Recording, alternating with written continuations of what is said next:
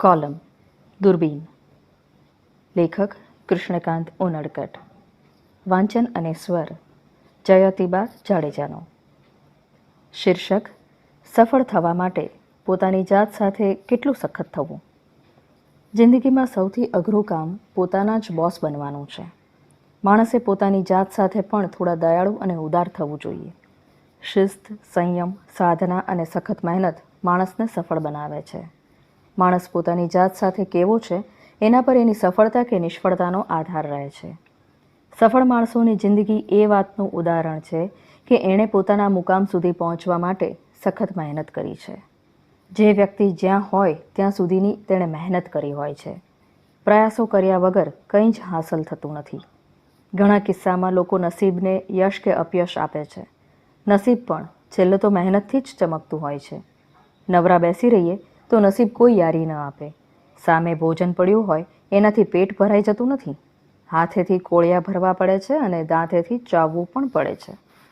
સફળતા અને સુખ એ બંને જુદા જુદા વિષયો છે. સફળ થઈ જવાથી સુખી થઈ જવાતું નથી, અને સુખી હોય એ બધા સફળ જ હોય એવું પણ જરૂરી નથી. જિંદગી અને સફળતા વિશે દુનિયામાં અનેક અભ્યાસો અને સંશોધનો થયા છે. હમણાંનું એક સ્ટડી એવું કહે છે કે જિંદગી, સુખ અને સફળતાનો આધાર સરવાળે તો એના પર જ રહેલો છે કે માણસ પોતાની જાત સાથે કેવો છે. તમે કેટલા ડિસિપ્લિન છો એવો વિચાર ક્યારે તમે કર્યો છે? મતલબ કે તમારે તમારી કરિયરનો ગ્રાફ જેટલો ઊંચો લઈ જવો હોય એના માટે તમે જરૂરી પ્લાનિંગ કર્યું છે? પ્લાનિંગથી જ વાત પતી જવાની નથી. પ્લાનિંગ કર્યા બાદ સૌથી વધુ ઇમ્પોર્ટન્ટ તેનું એક્ઝિક્યુશન કરવાનું છે. એના માટે શેડ્યુલ બનાવવું પડે છે. ગોલ અચીવ કરવા માટે રોડમેપ તૈયાર કરવો પડે છે. સરવાળે સવાલ સમયનો આવે છે. ટાઈમટેબલ બનાવવું પણ સહેલું નથી. ઘણું બધું ગમતું હોય એવું પડતું મૂકવું પડે છે અને મહેનતને વધુ સમય આપવો પડે છે. જેમ જેમ સમય જાય છે તેમ તેમ માણસને મોહિત અને વિચલિત કરે એવા સાધનો અને સુવિધાઓ વધતા જાય છે. એના કારણે જે કરવું હોય એ વધુને વધુ અઘરું બનતું જાય છે. અગાઉના સમયમાં લોકો પાસે સમય હતો. પોતાના શોખથી માંડીને પોતાના ધ્યેયો સિદ્ધ કરવા માટે તેઓમાં ક્લેરિટી હતી. હવે મોબાઈલ અને એન્ટરટેઇનમેન્ટના બીજા સાધનો યુવાનોને પોતાના તરફ ખેંચે છે. જ્યારે મોબાઈલ કે ટીવી નહોતા ત્યારે આટલી બધી ચિંતાઓ નહોતી. સોશિયલ મીડિયા જેવું પણ કંઈ હતું નહીં. હવે તો રીલ્સ જોવાનું શરૂ થાય પછી સમય ક્યાં ચાલ્યો જાય છે એની જ કંઈ ખબર રહેતી નથી.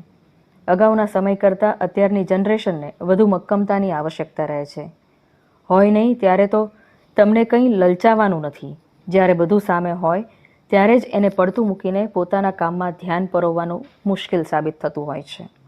સફળ થવા માટે મહેનત સિવાય અને ઘણું બધું નજરઅંદાજ કર્યા સિવાય બીજો કોઈ વિકલ્પ પણ ક્યાં છે? તમે દરરોજ જે ધાર્યું હોય એ કરી શકો છો? જેટલી મહેનત કરવાનું નક્કી કર્યું હોય એટલી તમારાથી થાય છે? જો આનો જવાબ હા હોય તો માનજો કે તમે ખરા અર્થમાં ડિસિપ્લિન્ડ છો. અને જો જવાબ ના હોય તો માનજો કે તમારે જે બનવું છે એના માટે તમારા પ્રયાસોમાં કંઈક કમી છે. અમેરિકાનો એક અભ્યાસ એવું કહે છે કે સફળતા માટે માણસે પોતાના બોસ બનવું પડે છે. પોતાના બોસ બનવાનું કામ સૌથી અઘરું છે. તેના ઉદાહરણમાં એવું કહેવાયું છે કે દરેક કર્મચારીને કામની વાત હોય કે રજાની વાત હોય ત્યારે એવો વિચાર આવી જાય છે કે મારે દર વખતે બોસની પરવાનગી લેવી પડે છે. આના કરતાં હું જ બોસ હોત તો કેવું સારું હતું. બોસ બન્યા પછી ખબર પડે છે કે બીજાની પરવાનગી લેવા કરતાં પોતાની જ પરવાનગી લેવાનું કામ વધારે અઘરું છે. નોકરી કરતા હો તો તમે બોસ પાસેથી રજા માંગી શકો, પણ તમારી જ કંપની હોય તો તમને ઘણા બધા વિચાર આવી જાય છે કે બ્રેક લઉં કે ન લઉં. જે લોકો પોતાના બોસ છે, પોતાની માલિકીનો બિઝનેસ ચલાવે છે કે પછી મોટા હોદ્દા ઉપર જોબ કરે છે, એ લોકો બીજા કર્મચારીઓની સરખામણીમાં વધુ મહેનત કરે છે. કેટલાક કિસ્સામાં તો પોતાની જાત પર અત્યાચાર પણ કરતા હોય છે. ઘણા બોસ એવા હોય છે જે પોતાના હાથ નીચે કામ કરતા હોય એની તો દયા નથી રાખતા, પોતાના પર પણ રહેમ નથી રાખતા. જર્નલ ઓફ એક્સપેરિમેન્ટલ સાયકોલોજીમાં પ્રકાશિત થયેલા એક અહેવાલ મુજબ જે લોકો પોતાના બોસ છે એ લોકો ઘણા કિસ્સામાં વધુ પડતો સમય પોતાના કામને જ ફાળવે છે. આ પણ એક જોખમી કામ છે.